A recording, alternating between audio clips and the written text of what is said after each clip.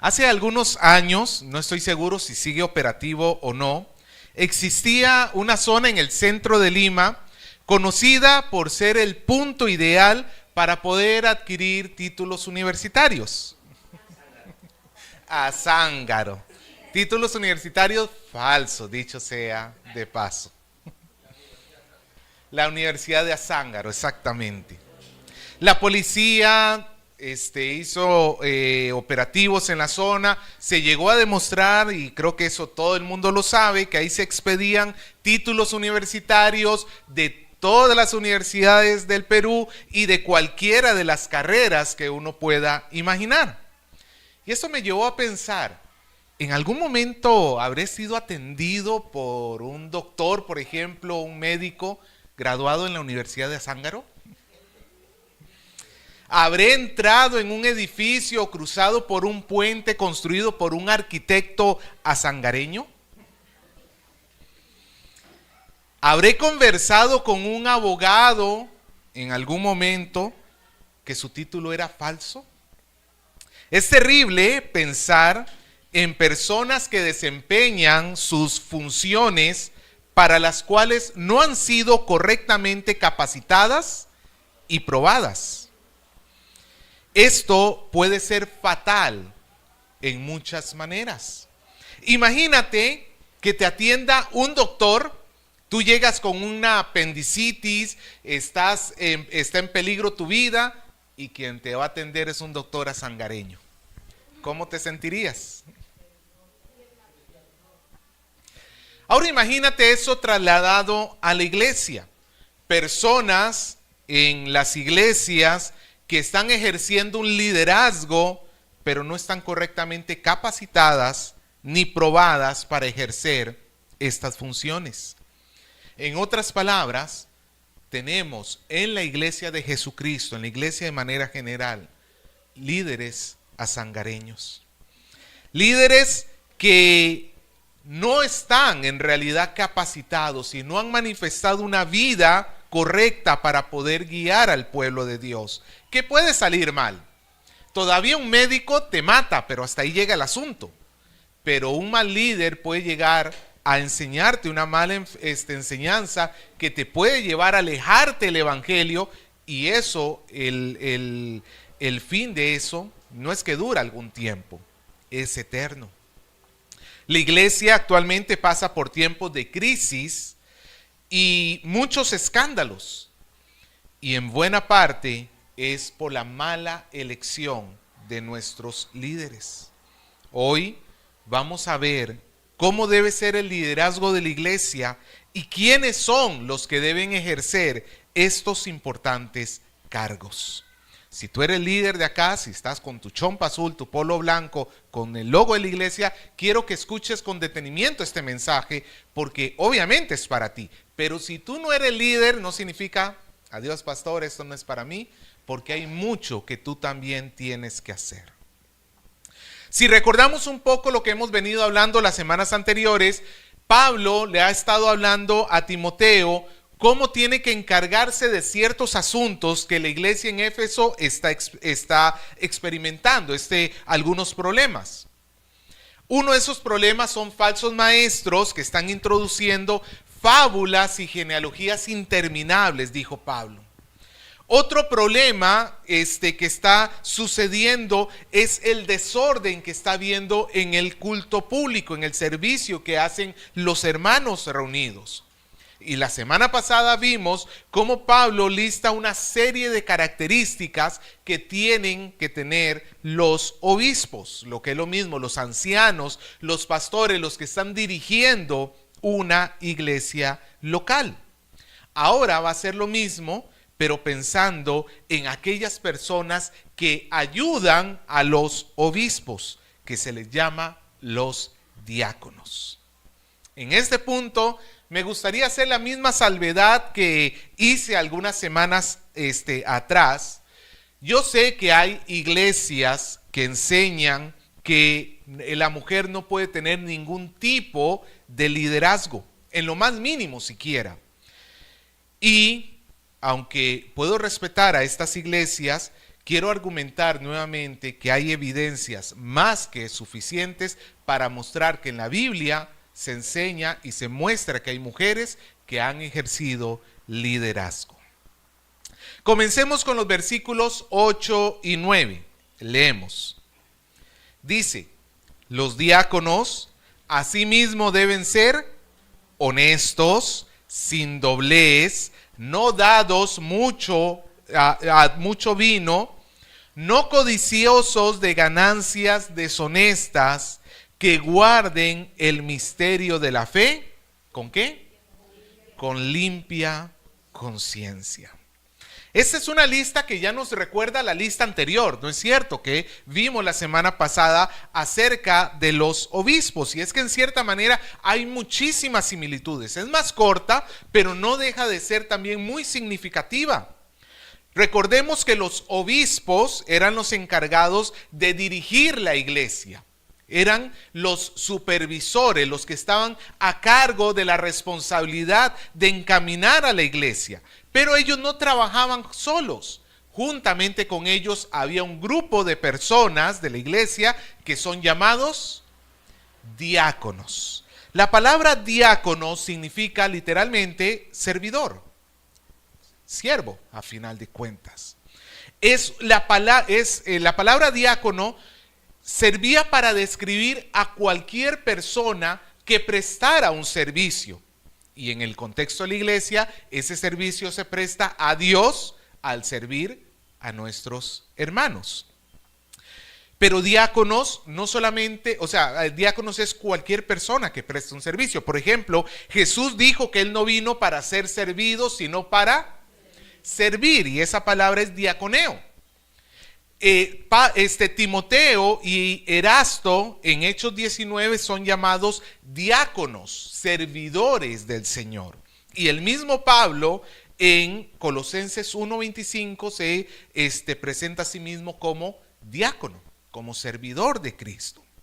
Así que en términos generales, un diácono es cualquiera que presta un servicio al Señor y a su iglesia de alguna manera. Pero en este caso en particular, estamos hablando del equipo de trabajo con que cuentan los obispos de una iglesia local. Son personas que deciden invertir su tiempo, sus recursos para poder servir a la iglesia bajo las instrucciones y la guía de los obispos. La lista de requisitos es bastante similar a la de los obispos. Y la idea que persigue es la misma. Los diáconos tienen que ser personas que sirvan con un corazón sincero, que tengan una vida ordenada porque son ejemplo para las demás personas. Y entre los versículos 8 y 9 encontramos 5 requisitos que vamos a ver. ¿Cuál es el primer requisito? ¿Qué es lo que se les pide? Ser honesto. ¿Qué significa honesto? Que dice la verdad. Y va más allá simplemente de hablar verdad, es conducirse en términos generales en la verdad. Es una persona que es honorable, que es correcto tanto en sus modales como en su conducta, que es honrado y que es una persona respetable. No debe ser una persona de la cual los demás vean que se está comportando incorrectamente. También nos dice que debe ser sin doblez. O sea, hermano, usted no puede estar así. No. ¿A qué se refiere doblez acá? Hipocresía, una doble moral, muy bien. Sus palabras y sus acciones tienen que coincidir. No puede ser que en la casa, por ejemplo, se muestre de una manera y en la iglesia de otra. No puede ser que a ratos con una persona pueda hablar una cosa, pero luego con otra algo completamente diferente. No puede ser un hipócrita. Tiene que ser una persona sin doblez. La tercera característica, no dado mucho al vino, la misma característica que habíamos visto con los obispos. que repito, no significa que no pueda tomar en algún sentido algo de alguna bebida alcohólica. Lo que se está censurando, ¿qué es? El exceso, la borrachera. ¿Por qué? Porque esta persona está atendiendo, y recuerde que un borracho pierde el control de sí mismo. Un borracho va a terminar haciendo cosas que usualmente no haría cuando está sobrio. Y eso puede ser muy perjudicial. Esta persona no tiene que estar dominada por el alcohol. Tiene que ser más bien una persona dominada por el Espíritu Santo, como diría Pablo en otro momento. Cuarta característica: no codicioso de ganancias deshonestas. Ya sea que estamos hablando de dinero de la iglesia, o ya sea que estamos ganando de dinero que él gana en su trabajo, esta persona tiene que ser alguien que trabaje con honestidad, que no está dispuesto a prácticas ilegales con tal de obtener mayor dinero. No tiene que vivir para el lucro. ¿El dinero es necesario para la vida? Sí, pero la persona no va tras el dinero, porque recordemos que ir tras el dinero, la raíz de todos los males es justamente el amor al dinero. Jesús dijo, no puedes servir a dos señores, o sirves a Dios o sirves al dinero. A final de cuentas, no se puede servir a dos señores. Y quinta característica es que guarde el misterio de la fe con limpia conciencia. ¿A qué se refiere el misterio de la fe? La palabra misterio para nosotros es algo que está oculto y que no conocemos. Pero en la Biblia la palabra misterio no significa eso. La palabra misterio significa algo que sí, efectivamente estaba oculto, que el hombre no podía llegar a entender por ninguna manera, no lo podía llegar a descubrir de ninguna manera, pero que Dios lo ha sacado a la luz. Eso es un misterio. Por ejemplo, aquí se nos está mencionando del misterio de la fe, una referencia a nuestro Señor Jesucristo y toda su obra de salvación, a su encarnación, a su cruz, a su glorificación como Señor de señores, como Rey de reyes. En otras palabras, se está hablando que el diácono tiene que ser fiel al evangelio que ha recibido, a la enseñanza doctrinal, al Jesús que enseña la Biblia. El diácono no puede seguir a otro Jesús o enseñar acerca de otro Jesús. Tiene que guardar el misterio de la fe con limpia conciencia. Tiene que hacer todo esto con un esfuerzo sincero. Hoy hemos comenzado a estudiar un libro que se llama Cambios Profundos. Los que deseen añadirse a los estudios lo estamos haciendo desde las 8:15 a las 8:50 más o menos de la mañana. Y justamente estamos tratando este tema. No valen solamente hacer acciones para Dios. Cualquiera puede hacer algo para Dios. Lo que vale, ¿qué es? La motivación del corazón. Y esto es a lo que está apuntando Pablo acá. No se trata de lo mucho que haces, sino que lo que hagas esté hecho con limpia conciencia. Yo le pregunto a los que son servidores acá, ¿tú puedes estar con la conciencia limpia que tus acciones están siendo hechas para adorar a Dios? Si no, es momento de reflexionar y cambiar la motivación, porque recuerda que no es lo mucho que tú hagas, sino que lo hagas bien para nuestro Dios.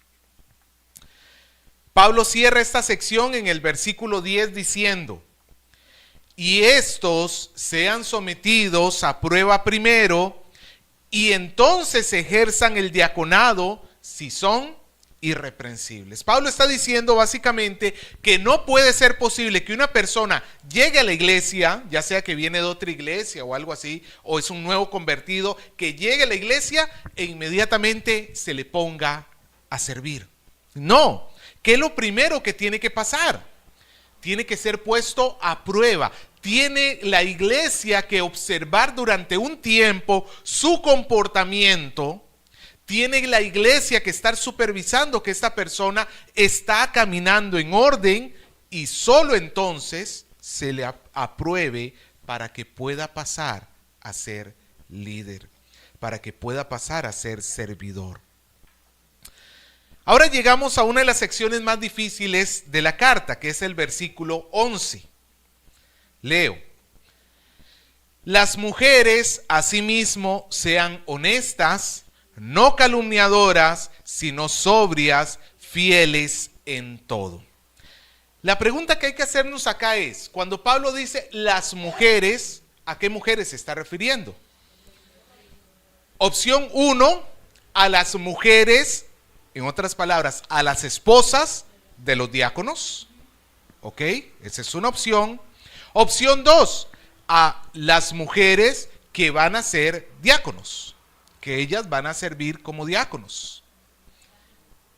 ¿Cuál de las dos? Si pensáramos que Pablo se está refiriendo aquí a las esposas de los diáconos, tenemos un pequeño problema. ¿Por qué Pablo está regulando el comportamiento de las esposas de los diáconos cuando no reguló el comportamiento de las esposas de los obispos? A final de cuentas, ¿quién tiene mayor responsabilidad? ¿El obispo o el diácono? El obispo. Y si yo quiero que todo camine perfecto, ¿en quién me hubiera centrado más en regular en todo caso? ¿En la esposa del diácono o en la esposa del obispo?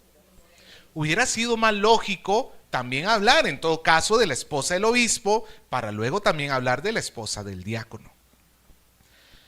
No, no está hablando de las esposas de los diáconos. Pero la Biblia enseña con toda claridad que habían mujeres diáconos en la iglesia.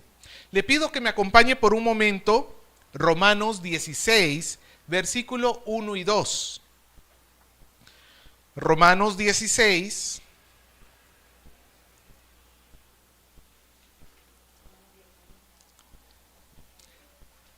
1 y 2.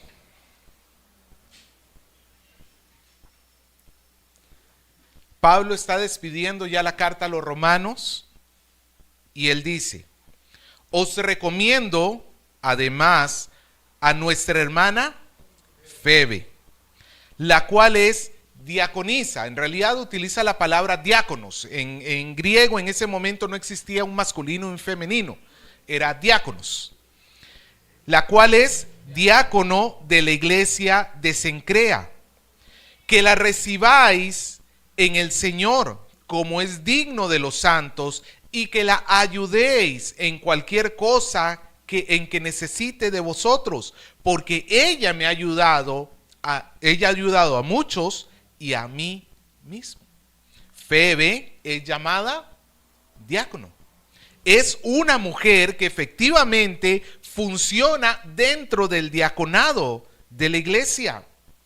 Y alguno dirá, pero porque esta es otra postura que hay en las iglesias. Las mujeres pueden ser diáconos, pero no para servir dentro del culto reunido, sino que son para funciones sociales fuera de la iglesia.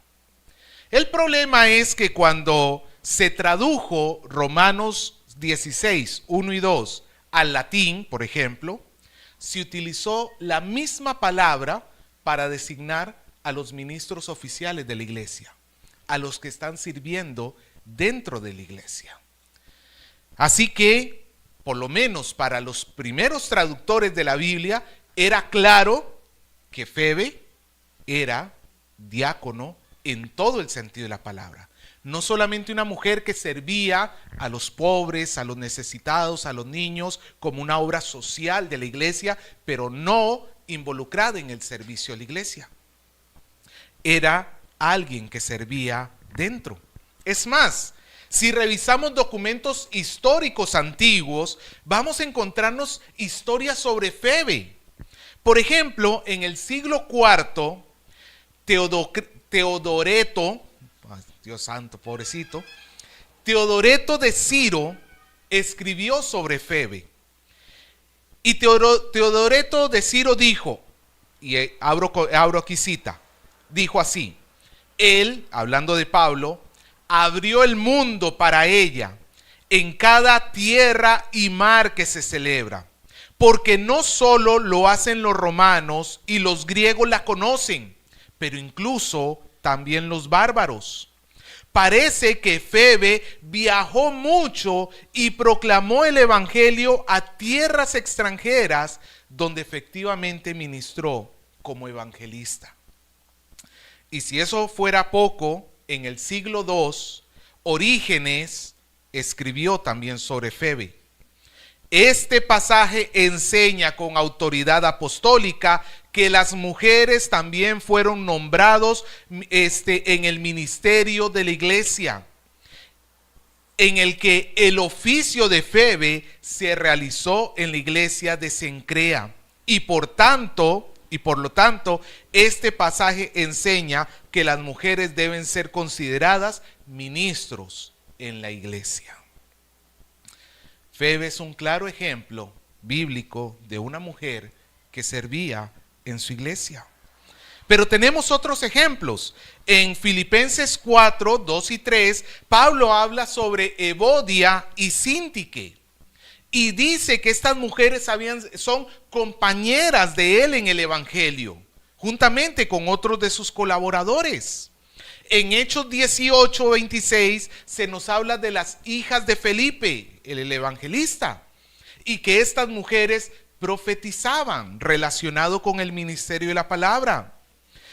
En Hechos 16 se nos habla de Lidia y en Colosenses 4 de Ninfa, dos mujeres que tuvieron iglesias en su casa. Y se da a entender, o por lo menos eso parece, que ellas eran las que estaban liderando esos grupos. Pero hay un caso todavía más interesante. Acompáñenme a Romanos 16 de regreso. Y vamos a leer el versículo 7.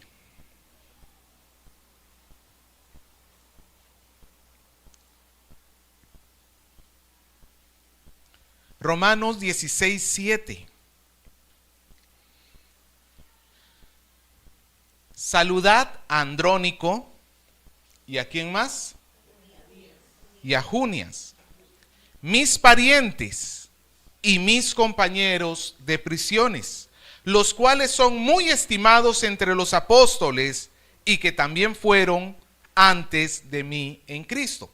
Pablo está mandando saludar a dos personas, son Andrónico y Junias. ¿Quiénes son ellos? Son parientes, están relacionados por la sangre con Pablo, quizás un tío, quizás, no sé, un primo, alguien así. También dice que son compañeros de prisiones, significa que o estuvieron presos también con Pablo por causa de Cristo, o acompañaron a Pablo cuando él estuvo preso, ayudándole y brindándole lo que él necesitaba. Pero lo interesante es que Pablo dice que son muy estimados entre los apóstoles. Este texto significa que entre los apóstoles, los que se llaman apóstoles, esta par de personas son tenidas en muy alta estima. Como apóstoles muy buenos, apóstoles que han mostrado fidelidad al evangelio. ¿Hasta ahí vamos bien? Esto llevó a que durante siglos se cambiara un poco el nombre de Junias, porque hay un problema con el nombre de Junias. Es femenino. Y se utilizaba una forma masculina de ese nombre. Pero quedó evidenciado con la cantidad de copias que tenemos de la carta a los romanos, que Pablo no está hablando de dos apóstoles, hombres, sino de dos, y por lo menos lo menciona así, que estimado entre los apóstoles, un hombre y una mujer. Esto hay que también matizarlo recordando de que no todo el que se llamaba, o sea, vamos a esto, una cosa eran los 12 apóstoles y Pablo, la autoridad que el Señor delegó para poder fundar sobre ellos la iglesia, ¿ok? Es la base Cristo, pero edificado a través de los 12 apóstoles y de Pablo. Y otra cosa eran personas que también encontramos en las diferentes cartas y libros que se les llama apóstoles, que eran enviados con una misión especial. Eso es lo que significa literalmente apóstol. Pero eran enviados con una autoridad apostólica a un lugar para poder poner en orden alguna situación que se esté dando, por ejemplo. Y ellos tenían la autoridad para enseñar la palabra de Dios. Y dentro de esas personas que están enseñando la palabra de Dios, tenemos a Junias. Tenemos a esta mujer, que juntamente con Andrónico, no se sabe si Andrónico era su esposo, pero eran muy respetables entre los apóstoles. La Nueva Versión Internacional lo traduce así: destacados entre los apóstoles. Y la Nueva Traducción Viviente dice: ellos son muy respetados entre los apóstoles. Así que hay razones más que suficientes para ver que hay mujeres que no están simplemente siendo espectadoras dentro del servicio de la iglesia, sino literalmente compañeras de ministerio, consiervas juntamente con los hombres que están sirviendo a Cristo en las iglesias. Y esto no es una simple interpretación que se está ajustando a estos tiempos, no. Esto, como les he mostrado, hay escritos muy antiguos que ya hablan de mujeres que interpretan pasajes bíblicos entendiendo como mujeres sirviendo dentro de la iglesia. Cuando di el mensaje hace algunas semanas sobre el servicio de las mujeres, alguien por ahí me preguntó y me dijo: pastor, pero ¿eso no es más bien adaptar el feminismo a la iglesia? Y yo le dije: no, yo en realidad lo último que quiero es que el feminismo llegue a el feminismo tal como se concibe hoy, porque hay que recordar que el feminismo nació dentro de las iglesias como un movimiento para lograr que la mujer tuviera los mismos derechos que el hombre. En ese sentido era un movimiento correcto y verdadero. Hoy en día lo que tenemos por feminismo es un intento por hacer de que la mujer gobierne por encima del hombre. Y eso está mal, está mal. Y eso nunca voy a querer que se introduzca acá a la iglesia. Pero yo le decía a esta persona: pero no puedo negar que hay evidencia bíblica suficiente para mostrar de que hay mujeres que sirven en las iglesias. Y que Dios me juzgue a final de cuentas. Yo con sinceridad estoy enseñando lo que encuentro en las escrituras. Ahora hay que recordar que esto no es una cuestión primaria. No es como hace un poquito escuché un youtuber que hablaba sobre este tema y decía: yo prefiero, si algún momento en mi iglesia sirve una mujer, yo prefiero irme de ese lugar para siempre. Yo le decía: tranquilo, hermano, o sea, viendo la pantalla, yo le decía: tranquilo, estás subiendo a nivel de doctrina primaria algo que es secundario. Claro, si de repente en este lugar se predica que Cristo no es el Señor, o que Él no se hizo hombre, o que lo que sea que afecte las doctrinas primarias, vete de este lugar, no lo pienses ni una sola vez, vete. Pero cuando estamos hablando de doctrinas secundarias o terciarias, hay que tener en ese sentido tolerancia. Y hay que saber que si no son primarias, no afectan las bases del cristianismo. ¿Me dejo entender?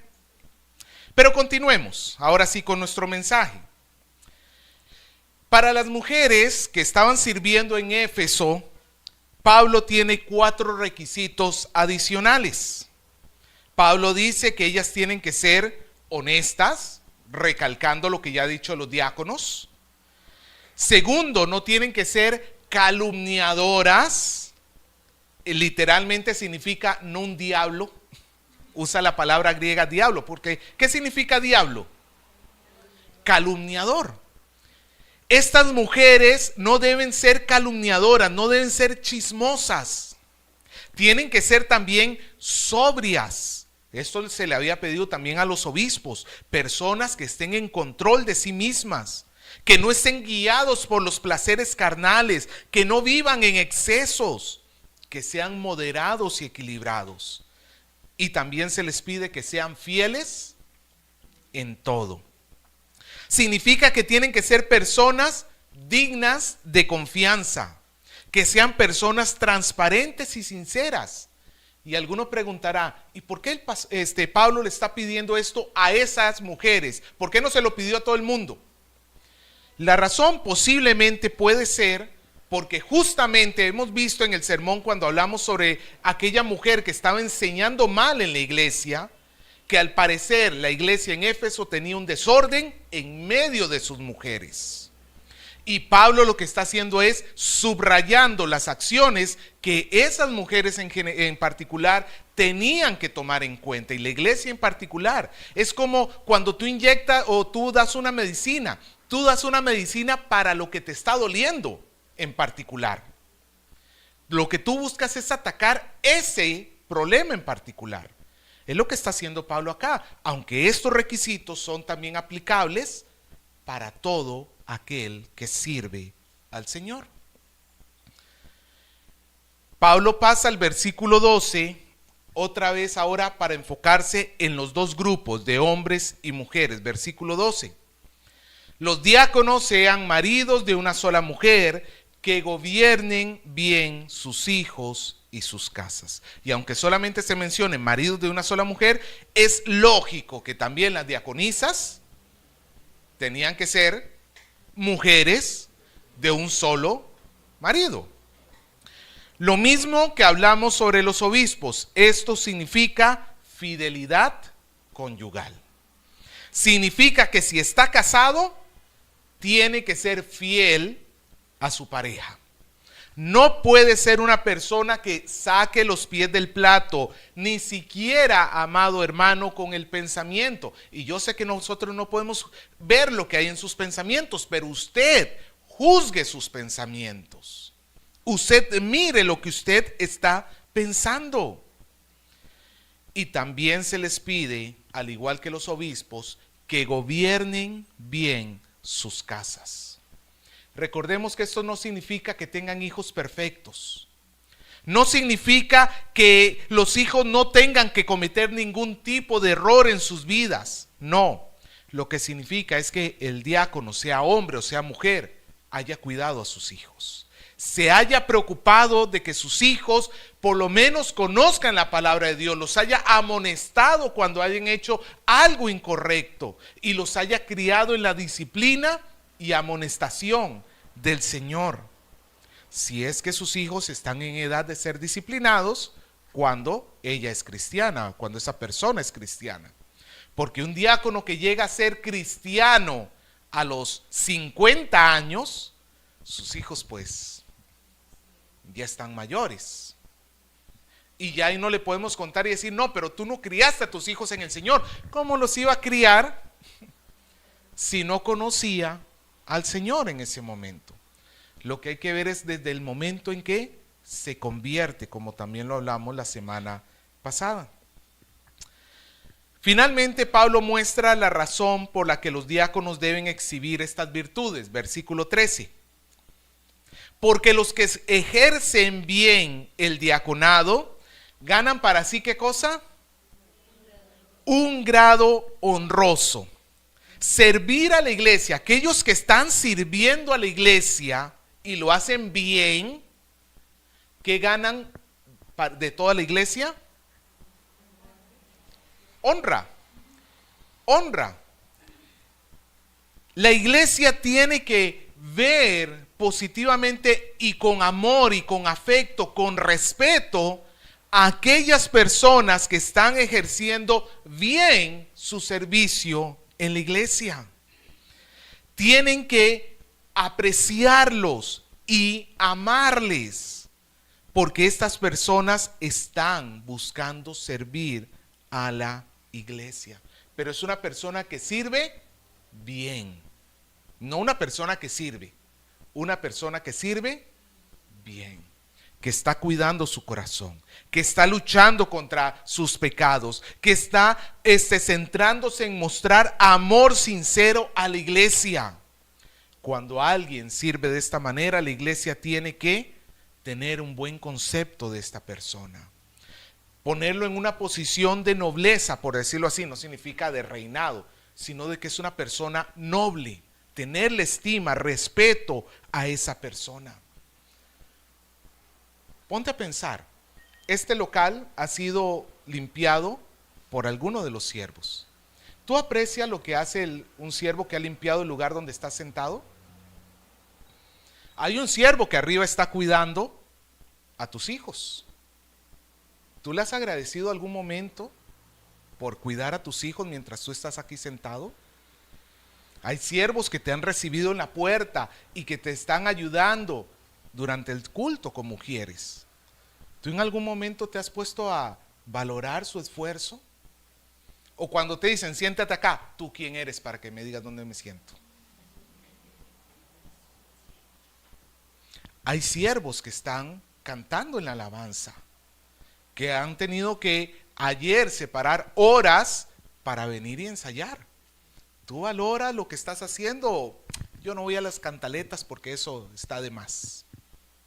Yo llego a la palabra. ¿De verdad valoras a tu maestro de casa de oración? ¿Valoras el esfuerzo que hace? ¿Su disposición de dejar lo que está haciendo por ir a atenderte?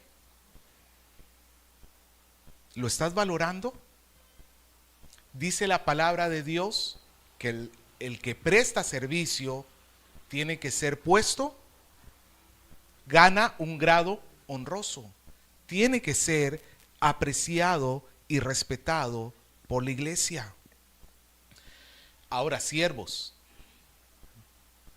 ustedes están recibiendo del Señor un privilegio. Ustedes están recibiendo del Señor confianza que la iglesia les está depositando a ustedes. Y ustedes tienen que valorar y honrar esa confianza que se les da.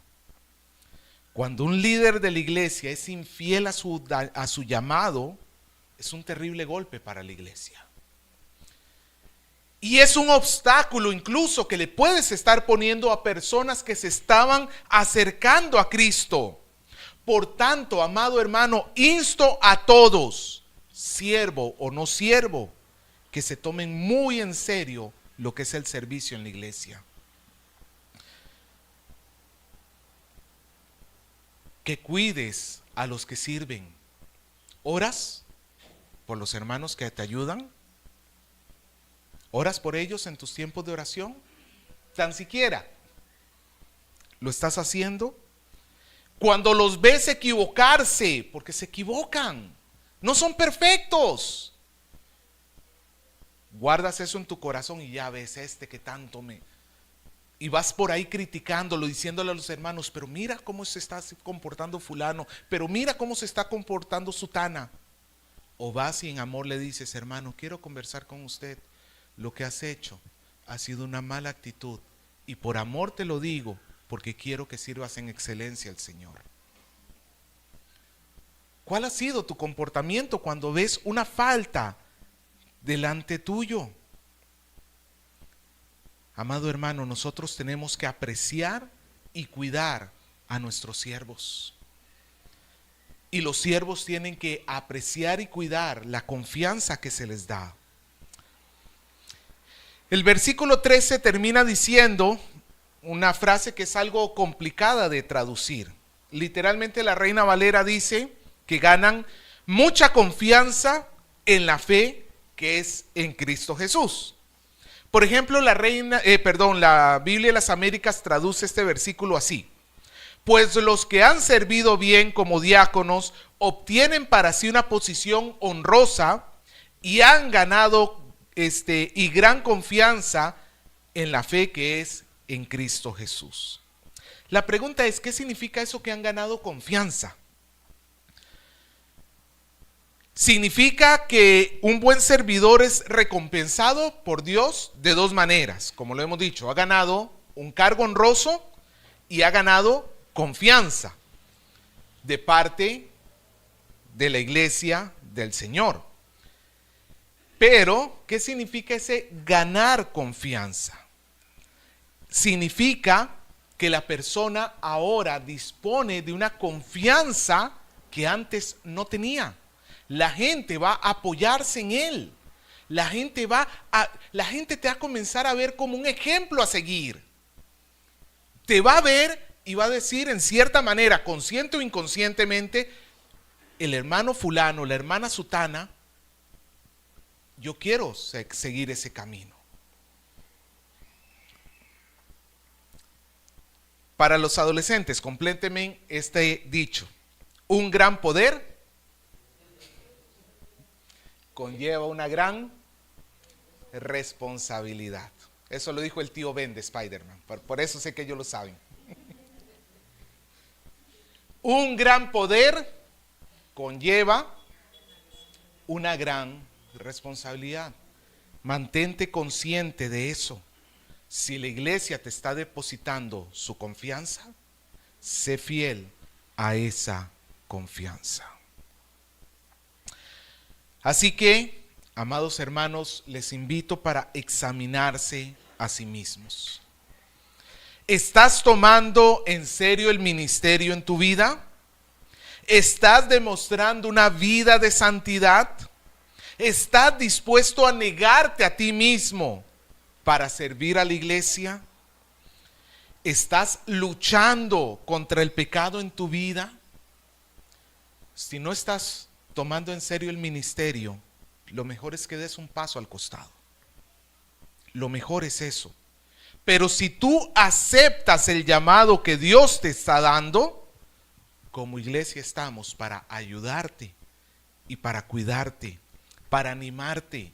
El camino del servicio al Señor es doloroso, es difícil, pero todos como iglesia tenemos que unirnos para que cuando veamos a una persona cabizbaja, que es siervo, animarle. Amado hermano, a veces simplemente tus palabras de agradecimiento, hermano, de verdad le agradezco lo que hace por mí. Pruébalo, inténtalo. No sabes si esa persona ese día está pasando por un momento muy duro y muy difícil. Y tus palabras van a ser de consuelo y van a ser de ayuda. A la iglesia en general les invito a amar a sus siervos, a los que están allí para servirles.